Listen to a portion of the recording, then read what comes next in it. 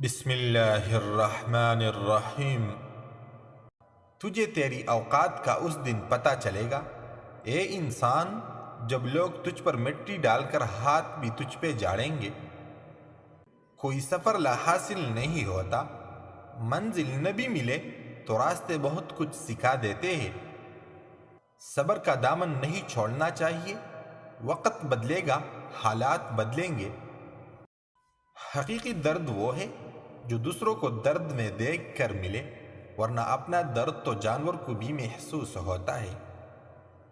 کتنا ہی خوبصورت احساس ہے کہ جب ہم اللہ سے دل کی بات کہتے ہیں تو وہ سب کچھ جانتے ہوئے بھی ہماری بات سننا چاہتا ہے۔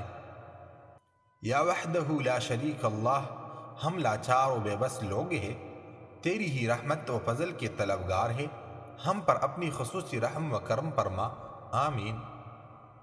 مدد کرنے والا، اولاد دینے والا، شفا دینے والا، رزق دینے والا، زندگی اور موت دینے والا، مشکل کشا، حاجت روا صرف ایک اللہ تعالی ہے۔ وہ جو پتھر سے پانی نکال سکتا ہے، اپنے بندے کے لیے وہ بہترین راہ بھی نکال سکتا ہے۔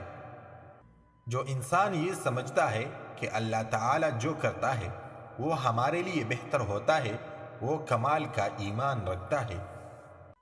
رب کریم کسی کو کوئی مجبوری نہ دے، مجبور لاچار انسان کو کوئی جیسا بھی کہے وہ کرنے کو تیار ہو جاتا ہے۔